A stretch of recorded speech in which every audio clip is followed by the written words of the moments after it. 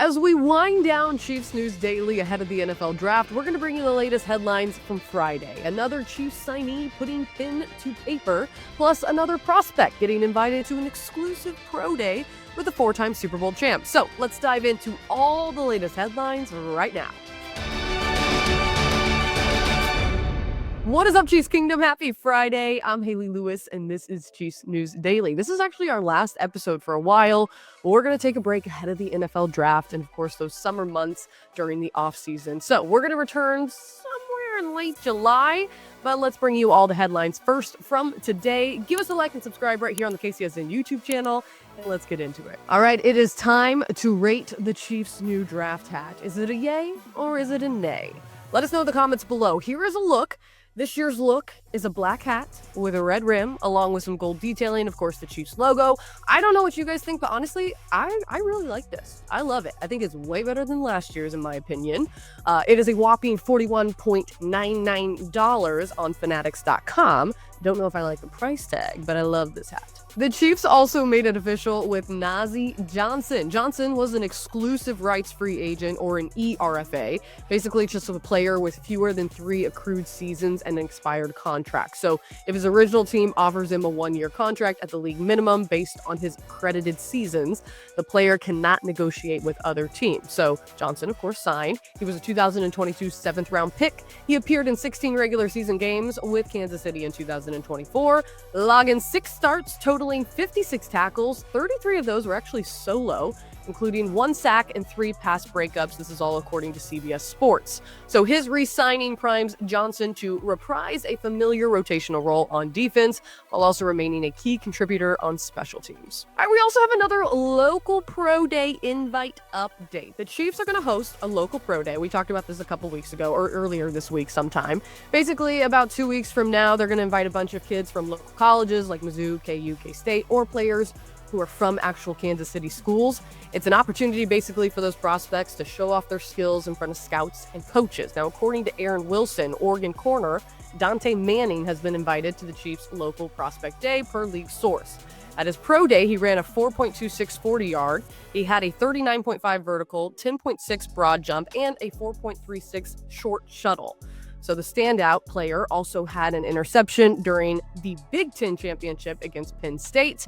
And the Oregon product, why is he being invited? Well, he's actually originally from Kansas City. He graduated from Raytown High School back in 2020. He was actually a 5-star recruit coming out of high school. All right, while the Chiefs are gearing up for another eventful draft, we got one coach who's taking some time to do a little bit of scouting. For the 3rd consecutive season, the Chiefs have sent defensive line coach Joe Cullen on the road to a major college football program's pro day. So Charles Goldman is the one who reported this with A to Z Sports. He writes, the Chiefs sent Cullen down to Texas A&M Pro Day on Thursday. Cullen ran on-field drills with defensive end Nick Scorton and defensive lineman Shamar Turner at the Aggies Pro Day. Now, Scorton is a projected first-round draft pick kind of guy. He could fall in the range of where Kansas City is actually picking in round 1, around 31. And Turner is projected to be a day 2 pick and could be on Kansas City's radar for pick number 66 or maybe even number 95. New news coming out this morning. The Kansas City Chiefs are starring in a new ESPN original series. The press release says the 6-episode docuseries is expected to premiere later this year on ESPN and Disney+, and it's going to explore the franchise's a distinctive place in the NFL landscape for over more than 6 decades of history, while offering an exclusive, revealing chronicle of the team's extraordinary 2024 season. Quite the wording there. They also said the original documentary series was filmed over the course of the 2024 season. It includes unprecedented access into the players' lives, both on and off the field, details the Chiefs' journey as the club completed a franchise record of 15-win regular season, captured a 3rd consecutive Lamar Hunt Trophy as AFC champions, and made it to a 3rd straight Super Bowl appearance in New Orleans. Now, the remarkable run builds upon nearly a decade of tremendous success, during which the team made the playoffs every single year from 2015 till 2024, won the AFC West Division title 9 years running from 2016 till 2024, and appeared in the AFC Championship game over 7 years in a row from 2018 till 2024, and ultimately made 5 Super Bowl appearances over the past 6 years, raising the Lombardi Trophy 3 times. Honestly, when you think about it like that, It is very impressive what this team has done. So grab your popcorn and get ready. Sadly, there's no information yet on that release date, but we'll of course keep you updated when we know. So the annual league meeting is coming up this weekend. That means hundreds of NFL staff, owners, and head coaches are all going to meet in Palm Beach, Florida to basically discuss the upcoming season. It is also when new rule proposals and bylaws are going to be voted upon. Now, 24 votes from the owners are needed in order to approve any of the proposals. So on Wednesday, the competition committee made their proposals, and one is catching a lot of attention. ESPN writes that owners approved the dynamic kickoff rule last year for one season only. The competition committee has proposed to make the change permanent with several changes. In addition to the touchback spot, the committee proposed that some mild alignment tweaks and also suggested eliminating the requirement that onside kicks can occur only in the fourth quarter. So what does that even mean? All right, NFL.com explains it a little bit better, saying those tweaks at the proposal includes basically a change to touchbacks, moving the ball spot from the 30-yard line to the 35-yard line on kicks sent into the end zone, further incentivizing kicking teams to send the ball into the landing zone instead of the end zone, and thus producing more returns. The proposal also opens up the restrictions regarding the kicking team is allowed to attempt an onside kick, eliminating the fourth quarter requirement while preserving the condition that they must be trailing in order to declare an onside kick. Finally, let me take a breather. The proposal also includes changes in alignment requirements for both kicking and receiving teams. Now, Pat McAfee talked about this earlier this week on his show. Why is there no line of scrimmage? This is football. There's supposed to be a line of scrimmage. There's two lines of scrimmage? Okay. And the kickers are going to be standing back there on another little island. We put a little spotlight on him. We put a little spotlight on this guy. And everybody else down here. And then they can't move until the ball. That's a weird thing. So the ball is snapped. Nobody can move until there is some other thing that happens. Then everybody just has to assume when they can move. If they move too early, that's penalty. And if they move too late, they're cut. So it was a lot at the beginning. Then we realized once these returns started happening, it was like, okay, can kind of deal with the